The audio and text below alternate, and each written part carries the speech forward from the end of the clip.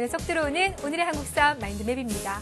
오늘은 1880년대와 90년대 초반에 일어나는 이모군란, 갑신정변, 그리고 동학 농민운동에 대해서 공부하겠습니다.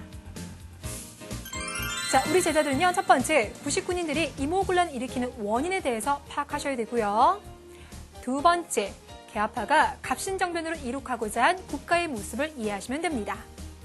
자, 그리고 마지막, 동학 농민운동이 일어난 원인과 이때 농민군이 제시한 개혁안을 이해하셔야만 합니다. 안녕하세요. 반갑습니다. 이금수입니다. 설마 마인드맵만 보고도요, 선생님 오늘 공부가 너무 어려울 것 같아요. 뭔지 하나도 모르겠어요 라면서 겁먹은 제자들 있죠. 여러분 절대 겁먹지 마세요. 어려운 내용을 여러분들에게 전달해 주는 것이 목적이 아니라 우리 개화기 시기 때 있었던 중요한 사건들을 여러분에게 알려드리는 겁니다. 최대한 재미있는 이야기, 꼭 필요한 이야기를 통해 설명을 드릴 터이니 다 그 이름만 듣고요. 긴장하고 그러지 않으시길 바랄게요. 대신에 여러분들에게 하나 부탁드릴 건 있습니다. 오늘부터요. 굵직한 사건들이 많이 나오죠. 특히나 지난 시간부터요. 1860년대다 70년대다 계속 이렇게 나눠 공부하고 있는데 여기서는요. 그 중요한 순서들, 사건들의 순서를 배워라는 것이 정말이지 중요합니다. 그래서 제가 여러분들에게 먼저 하나 물어볼 건데요. 우리가 지난 시간에요. 병인양요 공부했었어요. 그렇죠? 그리고 강화도 조약 체결에 대해서 공부했는데 두 사건 중에서 혹시 먼저 일어난 사건이 무엇인지 기억하고 계실까요? 그럼 여러분들 대답해 주세요. 병인양요와 강화도 조약 중에서 먼저 일어난 것은 그렇죠. 바로 병인양요입니다. 자, 이런 식으로 여러분들께서 순서를 기억하시면요. 오늘 공부하는 내용까지 다 우리가 합쳐서 마지막에 다시 한번 정리해 보도록 하겠습니다. 자, 오늘 우리는요. 크게 세 가지 사건에 대해서 공부하는데요. 이들 사건은요. 공통점이 있어요. 바로 뭐냐면 우리 지난 마지막 시간에요. 고종이 직접 통치합니다 라고 얘기했었죠. 그러면서 항구를 열어주고 개화를 추진합니다 라고 얘기했는데요. 그런 고종의 정책에 대해서 찬성하는 사람도 있을 것이고 반대하는 사람도 있을 것이고 혜택을 받는 사람도 있을 것이고 그렇지 않은 사람도 있을 겁니다. 자, 그러다 보니까 사회에서 여러 가지 의견이 나오는데요. 오늘은 특히나 이 과정 속에서 여러 가지 불만을 가졌던 사람, 이렇게 하는 게 더 좋겠는데 라고 생각하는 세력들, 그들의 움직임에 대해서 크게 세 가지 주제로 공부를 할 거라는 겁니다. 어떤 이야기일지요? 칠판으로 이동해야 될 것 같죠? 지금부터 시작합니다.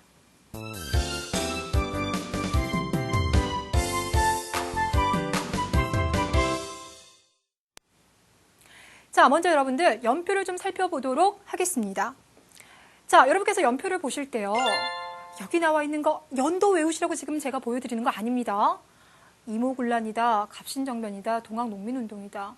아직 많이 낯설잖아요. 그렇죠? 그래서 연표를 보면서 그 이름을 여러분께서 기억해 두시라고, 익숙해 두시라고 제가 다시 한번 보여드립니다. 화면 보이십니까?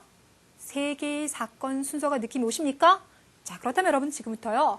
우리 첫 번째 주제 정리를 한번 해볼게요. 자, 선생님 우리 제자들과 첫 번째 정리할 건요. 이모군란과 갑신정변이에요. 그런데 이 두 사건이 1880년대에 일어납니다. 그래서 묶어서 이렇게 들어가고요. 1번 이모군란 다시 구분하겠습니다. 이모군란이라고 하면요. 이모년에 군인들이 혼란을 일으켰다라는 것이 바로 이모군란이에요. 그럼 선생님 여기서 말하는 군인들은 누구를 말합니까? 혹시 별기군요? 아니요. 별기군 이전에 있었던 조선의 군인들. 우리는 그들을 바로 뭐라고 하냐면 구식군이라고 합니다.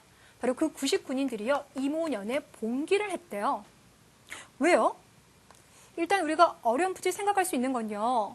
고종이 개화를 추진하면서 신식군대를 만들었다라고 했잖아요. 뭔가 그 신식군대와의 차별 대우가 아닐까라고 약간은 예상해 볼 수 있을 겁니다. 그리고 그 모습을요. 사진을 통해서 먼저 보여드리겠습니다. 자, 사진을 보니요. 모두 6분이 등장하시죠. 그렇죠? 근데 지금 군복을 보니까 좀 구분되어집니다. 자, 그중에서 여러분들 저기 왼쪽에 보이는 3명의 군인을 한번 보세요. 이들의 군복이 조금 더 좋아 보이지 않습니까? 그들이 바로 별기군이 되겠습니다. 그리고 이들은요. 제가 이제 여담인데요. 양반들로 구성되어 있는 특별군대예요. 그러다 보니 이제 월급이라든지 옷이라든지 여러 가지 면에서 좀 좋았어요. 반면에 선생님 바로 옆에 보이고는 이 세 분 있죠? 이분이 구식군입니다. 물론 조선의 그 이전 시기만 하더라도 꽤 대우를 잘 받았습니다만 시간이 뒤로 가면서 별기군한테 많이 밀리기 시작하는 거죠. 특히나 이들 같은 경우는 이제 월급을 받았어요. 그런데 여러분 아빠의 월급이요. 한 달만 회사에서 안 나와도 엄청나게 가정경제에 타격이 오죠. 더 쉽게 말하면 여러분들 떡볶이 못 사 먹어요. 그런데 99니들 같은 경우는요. 장장 1년이 넘도록 월급이 안 들어와요. 쌀을 받을 수가 없습니다. 그래서 그들의 생활이 너무나 어려워진 거예요. 그러다가 13개월 만에 이제 쌀이 나왔는데요. 쌀을 보니까 반은 모래와 쌀 껍질 있죠? 겨가 있는 거예요. 그러니 그들이 아니 누가 우리에게 이런 걸 준 거야? 라고 불만을 표출하지 않을 수가 없는 상황이 되는 겁니다. 이것이 바로 이모군란이 됩니다.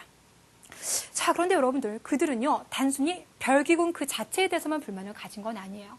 생각을 해보면 별기군이 등장하기 이전 더 좀 깊이 들어가 보면 개화를 추진하기 이전에는 그들의 대우가 그렇게 나쁘지 않았거든요. 그래서 그들은 무슨 생각을 하냐면 개화를 추진했던 사람들이 문제야. 여러분 여기서 지금 개화를 추진하는 분은 누구입니까? 고종이죠. 그리고 고종과 명성황후. 그리고 이 당시에는요. 명성황후 집안 사람들이 권력을 많이 잡았어요. 근데 명성황후의 본명이 민자영이에요. 그래서 이 당시 이제 조선의 관리들을 보면 민시성을 가진 사람들이 많았거든요. 그래서 우리가 이때를 바로 뭐라고 하면 민시 정권이라고 하는데 이 사람들의 불만이 바로 이 민시 정권을 향하는 거예요. 그러니까 너희들이 지금 개화를 추진하면서 우리를 지금 찬밥 취급하는 거지? 이런 분위기로 이제 이어지게 되는 겁니다. 여기에다가 별기군이라고 하는 이 신식군대는요, 어느 나라에서 이제 훈련을 담당을 했냐면 일본입니다. 그래서 일본 교관이 국내에 들어와 있었는데 그들은 봉기하는 과정 속에서 일본 교관도 죽였고요. 민시 정권의 사람들도 죽이게 됩니다. 자, 그래서 그들이 이제 막 봉기를 했어요. 그러니 이제 이들의 분노는요, 어디로까지 하게 되냐면 명성황후로까지 이어지게 되는 거예요. 막 분위기가 혼란스럽게 되니까 명성황후가 일단은 탈출을 합니다. 그래서 피난을 이제 가게 되고요. 이렇게 혼란스러운 상황 속에 흥선대원이 잠깐 권력을 잡으면서 얘들아, 내가 상황을 정리해 줄게. 나를 믿고 따라와. 분위기를 정리하게 됩니다. 하지만 이런 상황도요, 한 달밖에 못 가요. 왜 그러냐면 당시 이제 피난을 떠났던 명성황후가요, 이 사태를 수습하기 위해서 어느 나라의 도움을 요청했는데 그 나라가 바로 누구냐면 청나라예요. 그래서 결국 청나라 군대가 4천여 명 이상 들어오게 됩니다. 결국 이들로 인해서 이모군란이 결국 한 달여 만에 실패로 끝나게 되더이더라. 되셨을까요? 자, 우리는 여러분들 이모군란에서 좀 더 이야기를 이어가도록 하겠습니다. 자, 이모군란이 진압당하고 난 다음에 명성황후는 다시 이제 복귀를 했어요. 그리고는 개화를 계속 추진하게 되겠죠. 자, 그런데 이 개화를 추진하는 과정 속에서요, 조선에 있었던 관리나 지식인들 사이에서 생각이 나눠지기 시작했어요. 자, 무슨 말이냐? 김윤식이라고 하는 사람을 비롯한 또 많은 사람들은 우리 조선이 개화를 하는 거는 청나라가 개화했던 그 방식을 따라갔으면 좋겠어. 이렇게 주장을 해요. 청나라 같은 경우는요, 서양의 여러 가지 제도나 뭐 이런 부분을 조금 받아들이길 주저해요. 대신에 서양의 무기 같은 거 있죠. 이런 걸 받아들이려고 해요. 그리고 받아들이는 속도도 조금 느렸습니다. 그래서 이 당시 김윤식을 비롯한 사람들은 이런 생각을 했었는데 우리가 조금 천천히 문화를 받아들이려고 한다라고 해서 온건파라고 이제 이야기를 해요. 그러니까 개화 세력들 안에서도 온건파가 있었다라는 거죠. 반면에 지난번 제가 사진 특강에서 보여줬는데요. 일본에 다녀와서 일본의 영향 상당히 많이 받은 사람 누가 있다라고 했어요? 혹시 그렇죠. 여러분이 알고 있는 김옥균. 바로 이 사람 같은 경우는요. 청나라가 아니라 일본을 모델 삼아서 조선이 근대화되어야 된다라고 주장했던 사람이에요. 일본 같은 경우는 아시아에서 가장 최초로 근대화에 성공한 나라라고 했었잖아요. 그러기 위해서는 빨리빨리 좋은 제도를 받아들여야 된다고 생각했기 때문에 속도 면에서 그리고 그 범위 면에서 대단히 조금 빨랐어요. 그래서 급진파라고 구분을 하게 됩니다. 근데 당시 이제 명성황후 같은 경우는요. 일본을 많이 견제했어요. 그러다 보니까 아무래도 이 온건파의 입장이 컸겠죠. 그러다 보니 김옥균 일파는 이거 아닌데 빨리 일본처럼 우리가 근대화를 해야 되는데 라는 조급한 마음이 생기는 거예요. 결국 그래서 그들이 일으키는 사건, 이것이 두 번째 바로 갑신정변이 되겠습니다. 갑신정변은 말 그대로요. 갑신년에 정치적인 변화가 생긴 거예요. 누가요? 김옥균. 자, 그렇다면 그들이 어떤 식으로 지금 사건을 일으킨지 상황을 좀 보도록 하겠습니다.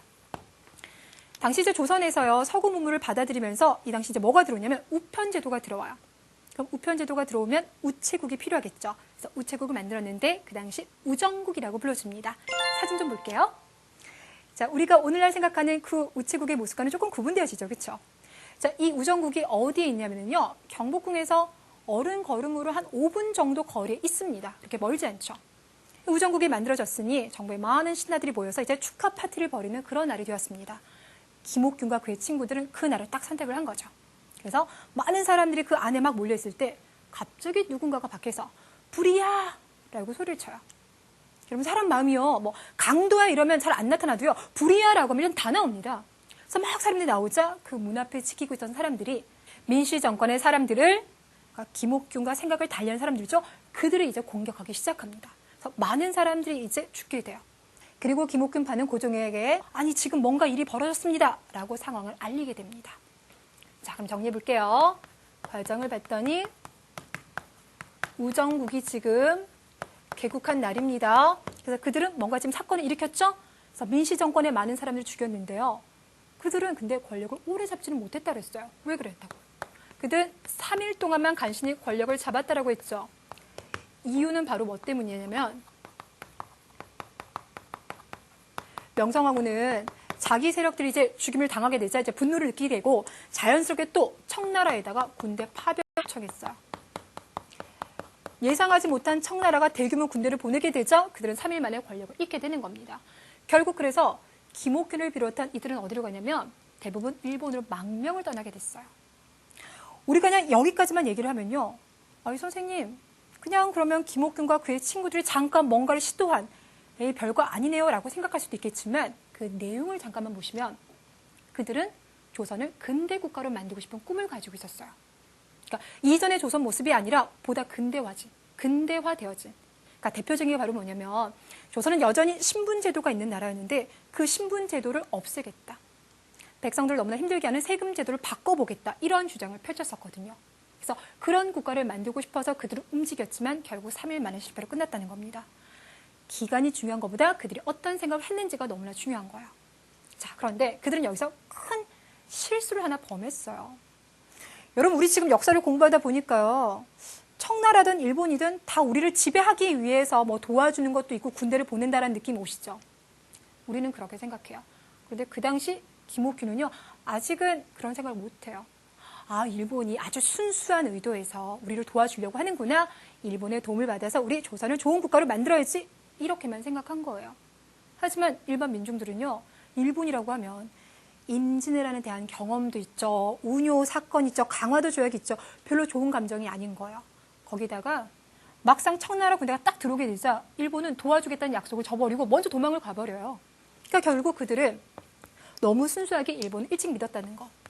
그래서 일본의 지원을 받으려고 했었기 때문에 실패할 수밖에 없었다라는 거죠. 그리고 무엇보다 가장 중요한 것은 바로 뭐냐면요. 아니 신분제도를 없애고요. 세금제도를 고쳐주는 좋은 나라를 만들어요. 그럼 그들의 그런 뜻은 백성들에게 알려줘야 되잖아요. 그럼 백성들이 와 잘한다라고 했으면 어쩌면 그들의 꿈은 3일이 아니라 300일 아니면 더 오래 지속될 수도 있었어요. 하지만 그들은 민중들에게 그들의 그러한 뜻을 설명하거나 지지를 구할 생각을 못했었어요. 되셨죠? 결국 이러다 보니 그들의 꿈은 이제 아주 단기간 만에 실패로 끝나게 되었습니다. 자, 그럼 우리는 이렇게 정리해 볼 수 있을 것 같아요. 앞에 벌어졌던 이모군란과 지금 벌어지고 있는 이 갑신정변은 뭔가 성격이 완전히 다르다라는 거. 어떻게 해요? 앞에 봤었던 이모군란은 개화 자체가 싫은 거예요. 그렇죠? 개화에 반대해서 99인들이 일어난 거고요. 반면에 갑신정변은 개화는 좋은데 보다 더 적극적으로 그래서 근대 국가를 수립하기 위해서 움직였다라고 우리가 평가해 볼 수가 있습니다. 자, 이렇게 해서 여러분들 우리 오늘 정리할 일단 첫 번째 주제에 대해서 내용 정리했죠. 자, 그러면 굵직한 사건 중에서 마지막 하나가 남아있는데요. 일단 마인드맵을 통해서 정리해보고요. 두 번째 주제로 이어가 보도록 하겠습니다.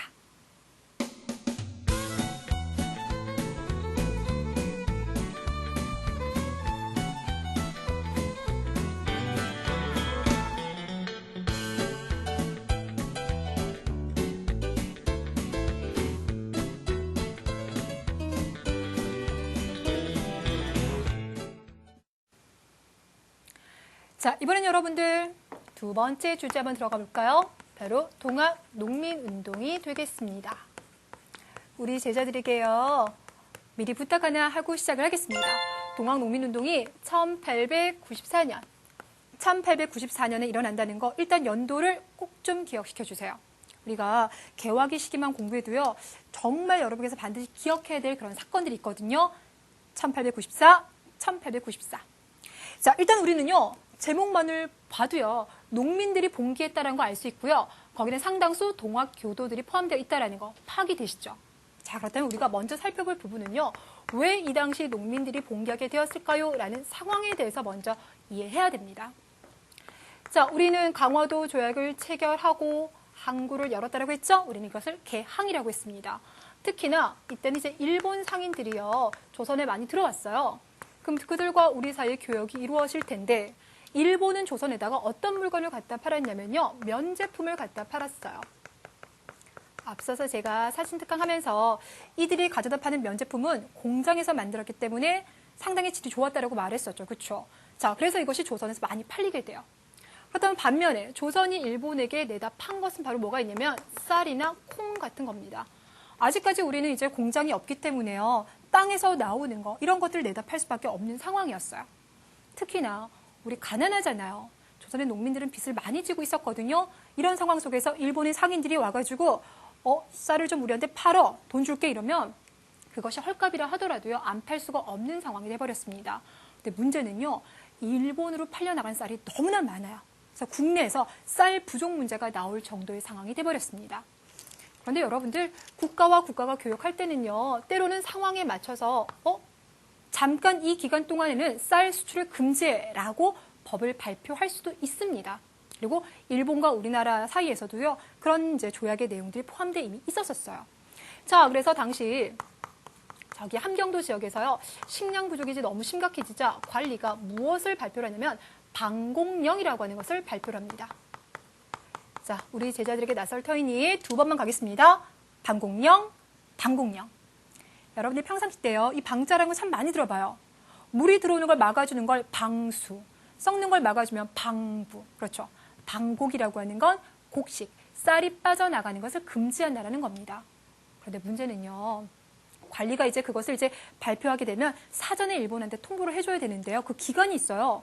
분명히 이 관리는요. 그 기간을 이제 지키고 통보를 했는데 그 밑에선 부하가 깜빡하고 기간을 놓쳐버렸습니다. 그래서 일본에서는요. 왜 우리한테 약속한 기간을 지키지 않고 알려줬니? 그것 때문에 일본 상인들 손해 많이 봤거든. 그러니 조선아 방공령을 철회시키고 우리가 이로 인해서 입은 손해가 커. 배상금 물어내줘 라고 하게 됩니다. 결국 조선에서는 배상금을 물어줄 수밖에 없어요. 그럼 생각해 보세요. 농민의 입장에서는요. 그 배상금을 물어주기 위한 세금을 또 내야 되는 상황이 벌어졌죠. 그러니 이런 상황 하나 해결하지 못하는 조선 정부가 너무나 무능해 보이고요. 또 하나 이런 식으로 계속 조선의 경제를 약탈하는 그러니까 조선의 경제를 힘들게 하는 일본에 대해서도 좋은 생각을 가질 수가 없는 상황인 겁니다. 되셨나요? 바로 이런 분위기가 이제 이어지면서 1894년 뭐가 일어난다고요? 바로 동학농민운동이 일어납니다. 우리 제자들이요 이미 다 알고 있어요. 동학농민운동 누가 주도합니까? 그렇죠. 바로 전봉준이 주도하게 되는데요. 자, 그가 살고 있었던 지역은 전라북도 고부 지역이에요. 여기는 평야가 상당히 넓습니다. 그래서 벼농사를 대단히 많이 짓고 있었는데 이 지역에 관리로 온 사람이 누가 있다고요? 조병갑이라고 기억나나요? 이 조병갑, 탐관우리예요. 그러니까 백성들에게 어떻게 하면 세금을 더 거둘 수 있을까? 계속 고민하다가 농사를 짓기 위해서는 반드시 물이 필요하죠. 이때 흘러가는 물을 막아두는 걸 그냥 들어주세요. 보라고 합니다. 그 물을 막아서 농사 지을 때 이용을 하는데요. 기존의 보가 있어요. 근데 굳이 그걸 허물고 새로운 보를 만들어요. 그리고는 거기서 이제 세금을 걷는 겁니다. 이런 식으로 조병갑이 많은 이제 백성들의 돈을 수탈을 해갔어요. 그래서 당연히 고부 지역에 있었던 농민들이 봉기를 했겠죠. 그런데 이제 문제는 뭐냐면 당시 이제 조선 조정에서는 관리를 보내서 아니 무슨 일이니? 라고 조사를 하고 난 다음에 백성들도 나쁘네 라면서 그 책임을 백성들에게 좀 몰아가는 분위기가 있었어요. 그러자 농민들이 이건 뭐야? 그래서 다시 한번 봉기할 수밖에 없었습니다. 그들이 새롭게 봉기하는 걸 우리는 따로 묶어서 뭐라고 하냐면 1차 봉기라고 하고요. 이때 동학교도들이 이제 많이 합류를 하게 됩니다. 자, 농민들이 이렇게 이제 봉기를 하고요. 그들의 세력이 상당히 커졌어요. 그래서 여러분들 전라도에서 전자 있죠? 그 전자가 어느 지역에서 따온 건지 혹시 아십니까? 전주에서 따가져온 거예요. 그만큼 전주라고 하면요, 전라도에서 차지하고 있는 그 중요성이 상당히 높습니다. 그런데 농민군이요, 바로 전주성을 점령을 했어요. 그 규모라든지 그 어떤 세력이 상당히 컸다라는 거 느낌상 파악할 수가 있죠. 자, 근데 문제가 있어요. 지금 이런 상황들은요, 기본적으로요, 조선의 농민들이 무능력한 정부에 대해서 저항하는 거예요. 더 쉽게 말하면 우리들끼리의 싸움인 거예요. 그렇죠? 우리끼리 해결해야 되는데 정부는요, 농민군을 진압을 못하다 보니까 청나라야 도와줘라면서 청나라 군대에게 도움을 요청했고요. 그리고 청나라랑 일본은요, 10년 전에 자기들에게 약속한 게 있어요. 조선에 군대를 보낼 때는 서로 알려주기. 그러니까 청나라는 그 약속대로요, 일본에 알려줬더니 일본은 기다렸다는 듯이 군대를 보내게 됩니다. 여러분, 외국 군대가요, 우리 땅에 들어온다는 것은 유쾌한 일도 아니고요, 바람직한 일도 아닌 거예요. 그렇죠? 아니, 이 상황이 뭔가 좀 잘못된 것 같아요. 그래서 농민군과 정부군은요, 잠깐, 우리 지금 이거는 아닌 것 같아. 그래서 잠깐 휴전을 맺게 됩니다. 그러면서 뭐라고 요청하냐면, 청나라야, 일본아, 둘 다 군대를 너희 나라로 데려가라는 걸 요청을 하게 돼요. 청나라는 알았어, 우리가 다시 군대를 데리고 가겠어 라는 이제 의견을 보내주는데, 일본은 그럴 생각이 없습니다. 그리고는 어떻게 하냐면 경복궁을 장악을 해요. 일본은 경복궁을 쫙 장악하고 난 다음에 어떻게든지 이 상황 속에서 조선의 힘을 더 키워보고 싶습니다. 그래서 우리 땅에서요, 청나라를 상대로 전쟁을 걸었어요. 두 나라 사이에 벌어진 이 전쟁을 바로 청일전쟁이라고 해요. 자, 잠깐만 여러분들, 우리 청일전쟁이라고 하면요, 청나라 땅이든 일본 땅이든 거기서 일어나야 되잖아요. 이 전쟁은 우리 땅에서 두 나라 사이 벌어지는 참 이상한 전쟁이 돼버린 거예요. 왜? 일본은 군대를 끌고 온 이참에 청나라 세력을 조선에서 몰아내고 싶었기 때문인 겁니다. 자, 이런 식으로 일본이 우리의 경복궁을 장악하고 청나라를 상대로 전쟁까지 일으키자 농민군들이요, 계속 휴전하고 있을 수는 없습니다. 그래서 그들이 다시 한번 봉기하는데 두 번째 봉기다라고 해서 우리는 이것을 바로 2차 봉기라고 해요. 자, 그러면 경복궁을 장악하고 있는 일본군을 몰아내기 위해서 농민군들은 한양으로 가야 되겠죠. 그 한양으로 가기 위해서는 여러분들 전라도가 있어요. 그 위에 충청도가 있어요. 그리고 이제 위로 가서 한양을 가야 되는데 이때 반드시 넘어가야 될 고개가 있습니다. 고개가 바로 뭐냐면 우금치예요. 자, 다시 한번 낯선 용어가 나왔어요. 우금치라고 있는데 이 고개에서 전투를 벌였지만 결국 동학농민군이 패하게 됩니다.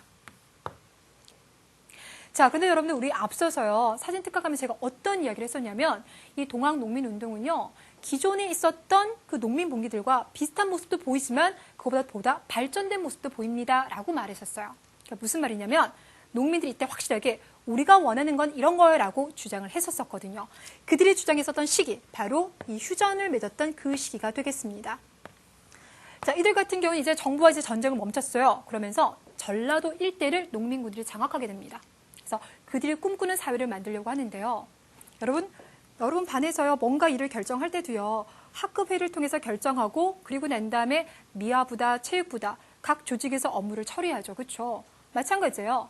농민들이 뭔가 자체적으로 개혁을 추진하기 위해서도 조직이 필요합니다. 이때 그들이 만들었던 조직이 바로 뭐냐면 집강소라는 조직이에요. 뭐라고요? 집강소. 농민들이 만들었던 자치기구, 우리는 이것을 집강소라고 이야기를 합니다. 자, 그렇다면 이 집강소를 통해서 어떤 개혁을 펼치는지 살펴볼 텐데요. 우리 제자들은요, 4가지의 개혁안을 일단 기억하시면 되겠습니다. 자막을 보면서 함께 이야기해 볼게요. 일단 첫 번째, 농민들 입장에서요, 가장 지금 일단 미운 사람들은 탐관오리겠죠. 그 탐관오리들을 조사해서 벌 주자라는 이야기를 합니다.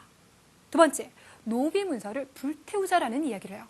자, 그런데 여러분 여기서 잠깐, 제가 앞에서 노비 문서를 불태우겠다는 것은 양반, 중인, 상민, 천민으로 이어지는 신분제도를 뭐 하겠다? 폐지하겠다. 꼭 좀 기억시켜 주세요. 자, 그리고 이제 세 번째 나오는 이야기는요, 세금 문제죠. 그렇죠? 나라에서 거두라고 했던 세금 이상으로 걷는 불법적인 세금들은 없애자라는 이야기를 하고요. 그리고 마지막으로요, 지금 여기 보니까 일본이 조선의 경제를 얼마나 힘들게 하는지 느껴졌죠. 그래서 일본과 내통하는 자들은 벌주자라는 이야기를 하게 됩니다. 되셨을까요? 좋았어요. 자, 우리가 이렇게 동학농민운동을 열심히 얘기했는데요. 제가 생각했을 때 우리 제자들에게 조금 어려울 거라고 생각이 돼요. 왜냐하면 앞서서 했었던 이모군란이라든지 갑신정변은 이야기가 좀 간단하죠. 그렇죠? 근데 여기는 전개 과정만 하나 들어도 조금 복잡하고요. 중간에 개혁까지 있었잖아요. 자, 그래서 이런 경우에는요. 물론 말로 기억하는 것도 좋습니다. 제자들이 판서를 보면서 1차 봉기, 2차 봉기라고 정리하는 거 좋지만요. 지도를 통해서 정리하는 것도 훨씬 더 깔끔하게 정리를 할 수가 있습니다. 지도를 통해서 확인해 볼게요. 자, 지도를 보니 고부 지역 보이십니까? 예, 맞아요. 이 지역에서 조병갑, 그렇습니다. 조병갑의 저항에서 농민 봉기가 일어났고 그들은 어디까지 점령하게 된다? 전주까지 점령하게 된다. 그리고 그들이 전주에서 한동안 개혁을 추진하다가 다시 봉기하는 이유는 누구 때문이라고요? 일본군 때문이라고요. 자, 결국 그래서 일본군을 무찌르겠다고 올라갑니다. 그러다 그들이 발목이 딱 잡혔어요. 어디에서? 우금치 전투. 우금치 전투에서 패하면서 동학농민운동은 결국 실패로 끝나게 됩니다. 되셨나요? 자, 우리 제자들이 이렇게 얘기를 하면요. 많이 안타까울 것 같아요. 하지만 여러분들 패했다고 해서요. 완벽하게 다 실패로 끝난 건 아닙니다. 왜냐하면 농민군이 했던 이야기 중에서 일부를 정부가 귀를 기울여요. 아, 그래? 너희가 이런 걸 원하는 거야? 이것을 반영을 해서 1894년 다음 시간에 아주 중요한 사건을 배우게 될 거거든요. 그때 농민들의 의견이 법으로 이제 나타나게 될 겁니다. 그건 조금만 기다려 주시고요. 자, 그러면 우리가 첫 번째 주제다, 두 번째 주제다 다 정리를 했는데요. 선생님이 앞서서 내용 정리하기 전에 여러분들에게 정말 중요하다고 말했던 게 있습니다. 바로 뭘까요? 순서요. 예, 맞아요. 여기는 굵직굵직한 이 사건들의 순서를 잘 배워라고 있어야 되는데 오늘 공부한 거요. 아, 이건 기본이에요. 우리 지난 시간에 공부했던 거를 같이 묶어서 순서를 기억했으면 좋겠는데요. 제자리 지금 머릿속에 지난 시간에 철종에 물러나고 난 다음에 상황이 뭔가 느낌 오십니까? 자, 그렇다면 흥선대원군의 개혁을 시작으로 해서요. 순서를 한번 정리해 보도록 하겠습니다. 흥선대원군이 개혁 정치를 10년 동안 펼쳤었죠? 자, 이때 병인양요와 신미양요 일어난 것도 알고 계실 겁니다. 자, 그리고 흥선대원군이 물러나고 난 다음에 그렇죠. 강화도 조약이 체결됩니다. 이때 고종이 직접 통치하고 있어요. 하지만 그 이후에 조선이 조금 많이 혼란스러워지면서 구식군인들이 이모군란을 일으키고 그로부터 2년 뒤에는 김옥균을 비롯한 개화파들이 조선을 빨리 근대국가로 만들자라면서 갑신정변을 일으켰고 그로부터 다시 10년 있다가는 바로 농민들이 동학농민운동을 일으키게 되었다라는 거. 5개의 큰 순서 정리할 수 있을까요? 다음 시간에는요. 여기다가 이제 더 연결을 할 겁니다. 여러분들. 오늘 시간 확실하게 기억시켜 주시고요. 이 내용을 마인드맵을 통해서 정리하겠습니다. 그리고 문제풀이 시작하겠습니다.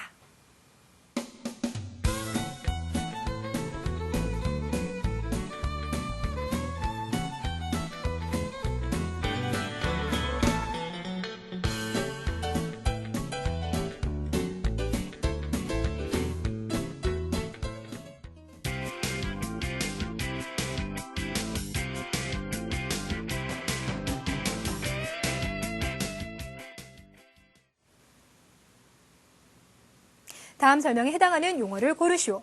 낯선 용어들이 많이 보이고 있습니다. 먼저 첫 번째, 쌀 수출을 금지하는 법령입니다. 뭡니까? 방공령, 가가 되겠습니다. 2번, 개학 이후 설립한 신식군대라고 있어요. 군대는 군대인데 신식군대, 바로 별기군 나. 3번, 농민군이 개혁을 추진하기 위해서 설치한 지방자치기관이래요. 동학농민군 하면 집강소, 낯설지만 다시 한번 기억시켜 주시고요. 마지막, 근대적인 우편 업무를 담당하기 위해서 만든 우리나라 최초의 우체국이래요. 우체국, 우정국이라고 생각해 주실 수 있겠죠? 자, 이번에는요, 연속 5개의 문제. 항상 그러하지만 이번에도 열심히 풀어보기를 바랍니다.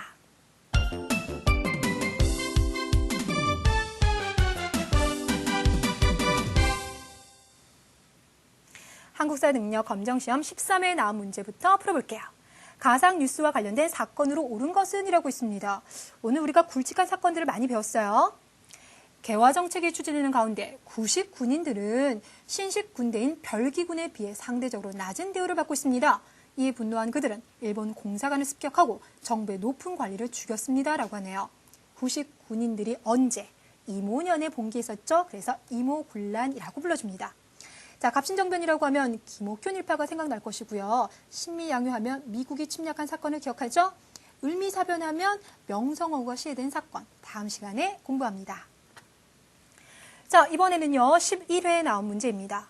그림의 가에 들어갈 내용으로 적절한 것은 이라고 했는데요. 그림 보여드릴게요. 자, 지금 가운데 조선의 관리가 있고요. 그 다음에 조선의 농민이 보이고 일본 상인입니다. 먼저 조선의 농민들이 일본 상인들이 곡식을 많이 사가서 우리가 굶어 죽게 생겼어요 라고 있어요.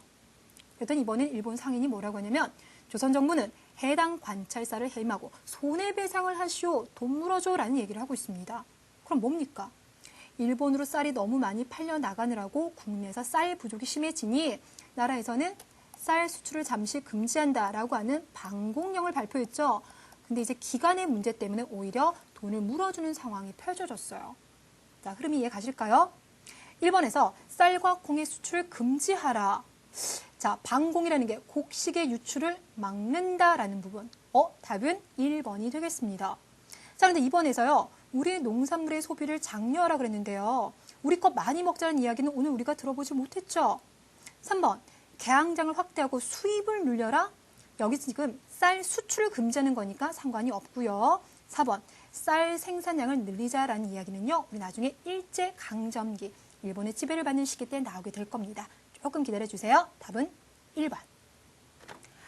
자, 이번에는요. 9회에 나온 문제인데요. 다음 노래 가사와 관련된 인물의 주장이라고 했는데요. 문제를 보기 전에 이미 노래가 눈에 들어오죠?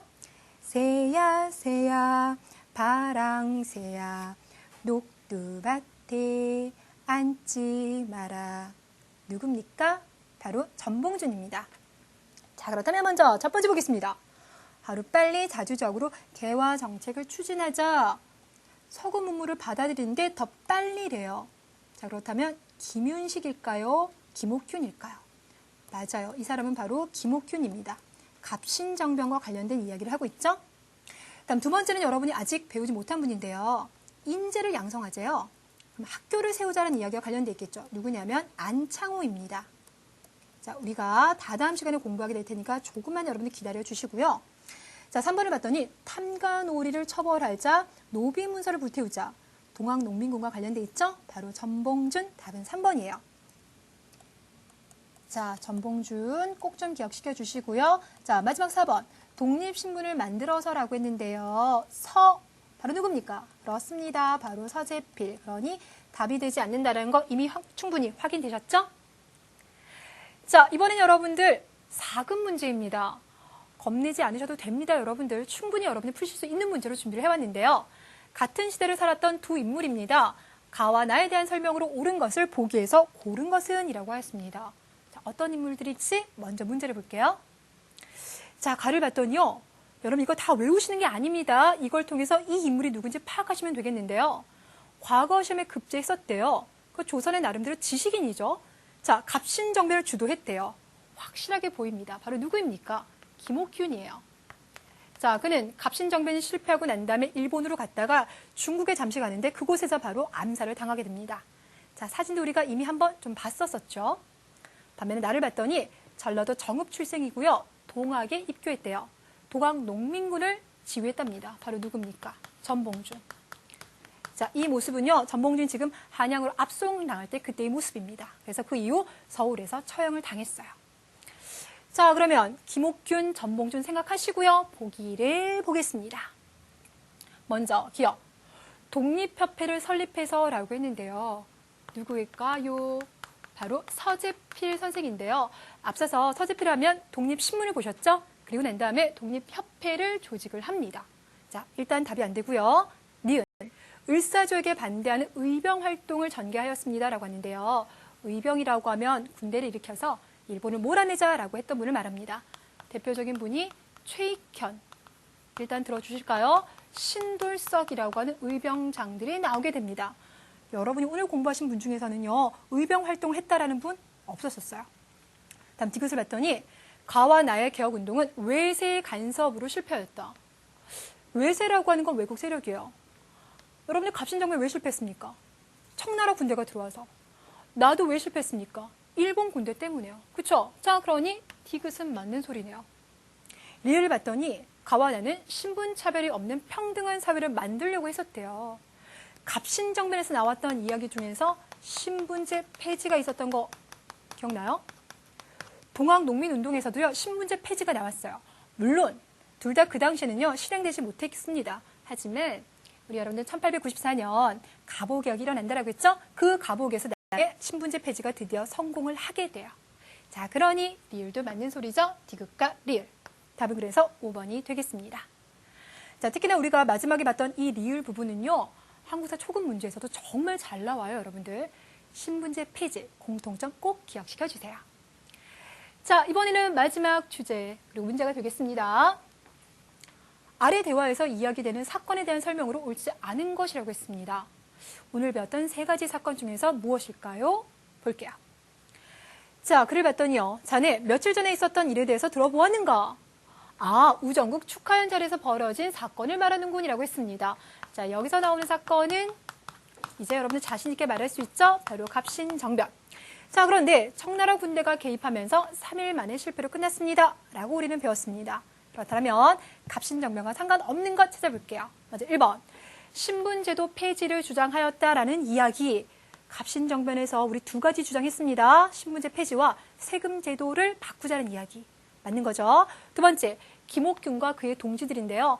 여러분들 초급에서는 김옥균의 이름만 알아두시면 되지만 나중에 중급 가면 박영효의 이름도 나오게 됩니다. 이참에 들어주시면 되겠고요. 3번째, 집강소를 설치해서라고 했는데요. 집강소라고 하면 농민군과 관련돼 있죠. 동학농민운동입니다. 답은 그래서 3번이고요. 4번, 이들이 지금 갑신정변을 일으키는 이유는요. 정부가 개화를 추진하긴 했는데 너무 소극적이야.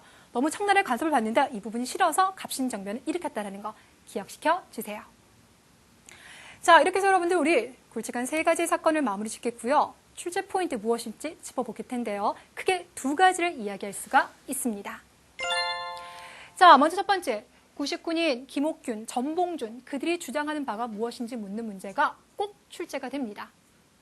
자, 그리고 2번째, 갑신정변과 동학농민운동에서요. 신분제 폐지를 공통적으로 주장했다라는 거 기억나시죠? 문제에서 많이 나왔습니다.